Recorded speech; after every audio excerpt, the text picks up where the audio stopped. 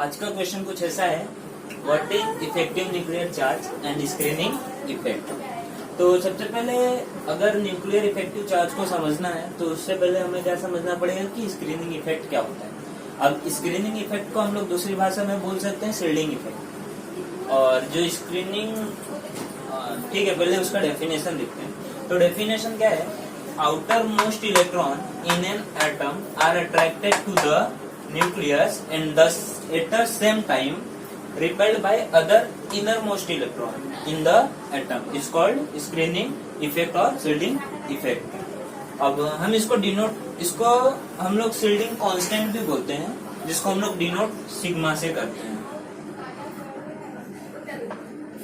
अभी ये तो इसका डेफिनेशन होगा, उसको समझते कैसे। तो एक हम न्यूक्लियस हो गया है, इसके पास पॉजिटिव चार्ज है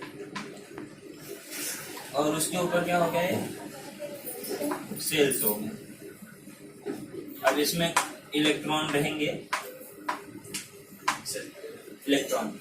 तो इसमें क्या होता है, जब ये बाहर वाला सेल जो बाहर वाला इलेक्ट्रॉन है वो न्यूक्लियस की तरफ अट्रैक्ट होता है, ठीक है। लेकिन इसी सेम टाइम में क्या होता है, ये आउटर मोस्ट इलेक्ट्रॉन है, ये इनर मोस्ट इलेक्ट्रॉन है। तो जब ये अंदर आता है ऐसा, तो ये भी इलेक्ट्रॉन है, ये भी इलेक्ट्रॉन, दोनों का चार्ज जो है वो सेम है। तो उसी टाइम में क्या होता है, ये इसको क्या करता है, रिपेल करता है। तो ये जो फिनोमिनन होता है उसको हम लोग क्या बोलते हैं, शील्डिंग इफेक्ट, ठीक है। अब ये हो गए, ये इलेक्ट्रॉन होगा क्या, इनर मोस्ट इलेक्ट्रॉन। और ये जो बाहर के हो गए इसको बोलते हैं आउटर मोस्ट इलेक्ट्रॉन। और ये क्या हो गया, न्यूक्लियस। इतना समझा। तो अभी स्क्रीनिंग इफेक्ट क्या होता है वो तो हम जान गए। तो अभी कैसे बात करते हैं हम लोग कि स्क्रीनिंग कांस्टेंट जो होता है, इफेक्ट जो होता है, उसको हम लोग कैलकुलेट कैसे करेंगे।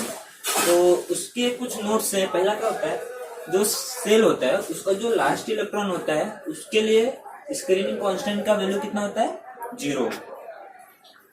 फिर NsNp इलेक्ट्रॉन जो होता है उसके लिए इसका वैल्यू कितना होता है, 0.35। फिर आता है N-1 सेल के जो इलेक्ट्रॉन होते हैं उनका वैल्यू कितना होता है, 0.85।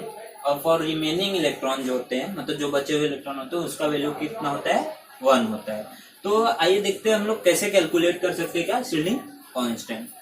अभी देखो हम लोग शील्डिंग कांस्टेंट को कैलकुलेट कैसे करेंगे। तो उसका हम लोग ने एग्जांपल क्या लिया है, कैल्शियम, जिसका एटॉमिक नंबर होता है 20 और उसका इलेक्ट्रॉनिक कॉन्फ़िगरेशन क्या है, 1s2 2s2 56 3s2 3p6 और 4s2। अभी जो हम लोग ने इससे पहले नोट्स देखे उसमें क्या बोला था, जो लास्ट इलेक्ट्रॉन होता है उसका वैल्यू कितना होता है, 0। तो अभी लास्ट में 4s2 में 2 इलेक्ट्रॉन है। तो अब s में 2 इलेक्ट्रॉन है, तो उसमें से एक इलेक्ट्रॉन जो होगा वो लास्ट होगा, लास्ट इलेक्ट्रॉन। तो वो कैसा हो गया, वो हो गया 0, ठीक है। और उसके बाद क्या होगा, जो उसमें एक इलेक्ट्रॉन जो बचेगा वो क्या होगा, ns इलेक्ट्रॉन। तो ns इलेक्ट्रॉन के लिए उसका वैल्यू कितना होता है, 0.35। अब बात करते हैं उसके n-1 इलेक्ट्रॉन की। तो n-1 इलेक्ट्रॉन मतलब 3s2 और 3p6 में जो इलेक्ट्रॉन, तो इसमें टोटल इलेक्ट्रॉन है 8, ठीक है। और इलेक्ट्रॉन का वैल्यू कितना होता है, 0.85। इसलिए क्या हुआ, 8 × 0.85। फिर उसके बाद क्या था, अदर इलेक्ट्रॉन, मतलब जो रिमेनिंग जो बचे हुए इलेक्ट्रॉन है वो, उनका वैल्यू कितना होता है, 1 होता है। और पूरे इलेक्ट्रॉन कितने हैं, 6 2 8 2 10, इसलिए क्या हुआ, 10 × 1। अब हम इसको क्या करेंगे, प्लस कर देंगे। तो इसको कैसे प्लस करना है, देखो इसे, सिग्मा इक्वल टू, ये क्या हो गया, शील्डिंग कांस्टेंट,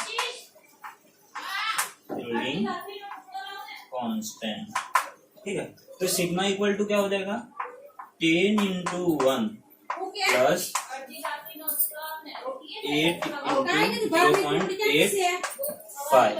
लास्ट में जो बचा हुआ है 0.35, क्योंकि ये इलेक्ट्रॉन जो क्या है, 0 है, तो इसलिए ये क्या हो गया, 0.35। ठीक है।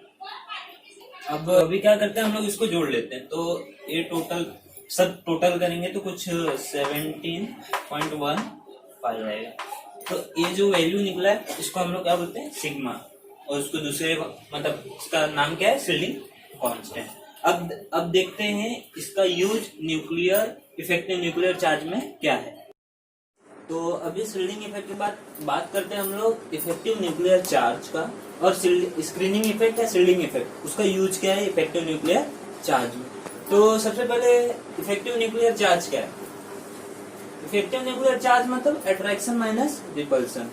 जो भी चार्जेस होते हैं जैसे पॉजिटिव चार्ज और नेगेटिव चार्ज, तो उनके बीच में अट्रैक्शन और रिपल्सन जो भी होता है उसके बारे में बताया गया है। तो इसको हम लोग दूसरे लैंग्वेज में ऐसे बोल सकते हैं, nuclear charge minus screening coefficient, या फिर न्यूक्लियर चार्ज क्या हो सकता है, नंबर ऑफ प्रोटॉन, या जो भी हम लोग एटम यूज करेंगे उसका atomic number minus screening coefficient. अभी स्क्रीनिंग कोएफिशिएंट क्या है, हम लोग ने इससे पहले जो शील्डिंग कांस्टेंट निकाला ना, जिसको हम लोग ने डिनोट किससे किया था, सिग्मा से, और ये नंबर ऑफ प्रोटॉन होता है एटॉमिक नंबर मतलब जेड।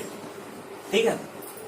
तो अभी हम लोग को इसको डेफिनेशन देना, तो हम लोग डेफिनेशन इजिली दे सकते हैं ऐसा कि difference between nuclear charge and screening coefficient, और the difference between number of proton और atomic number and screening coefficient is known as a effective nuclear charge. तो अभी हम लोग इफेक्टिव न्यूक्लियर चार्ज को मतलब कैलकुलेट कैसे करते हैं वो जानते हैं। आइए, तो अभी हम क्या करते हैं, वही एग्जांपल लेते हैं कैल्शियम का। तो उससे हमको क्या है, हम लोग ने उसमें पहले ही कैलकुलेट कर लिया था कि स्क्रीनिंग कोएफिशिएंट का वैल्यू क्या आएगा फॉर कैल्शियम। तो इसका वैल्यू कितना है, 17.15। तो हम लोग इसका यूज करके जेड इफेक्टिव निकाल सकते हैं। कैसे देखते हैं, तो जेड इफेक्टिव इक्वल टू क्या होता है, जेड माइनस स्क्रीनिंग कोएफिशिएंट, और ये जेड क्या है, atomic number. Atomic number calcium का कितना है, 20, तो 20 माइनस, और स्क्रीनिंग कोएफिशिएंट कितना है, 17.15। तो इसका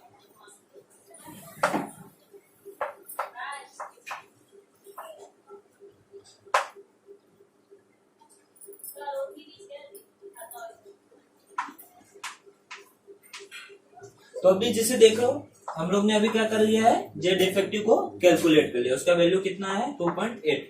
ऐसे ही हम लोग बहुत सारे एलिमेंट के लिए फाइंड कर सकते हैं। पहले उसका शील्डिंग इफेक्ट निकाल के, शील्डिंग कोएफिशिएंट निकाल के, बाद में जेड इफेक्टिव करके। अभी इसके लिए बहुत सारे हाइड्रोजन, हीलियम, जो भी तुमको आता है, जो भी एलिमेंट का निकालने को, जो भी एटम का, इस फॉर्मूला का यूज करके इफेक्टिव न्यूक्लियर चार्ज निकाल सकते हैं, और उसका शील्डिंग कोएफिशिएंट या स्क्रीनिंग इफेक्ट क्या होता है वो निकाल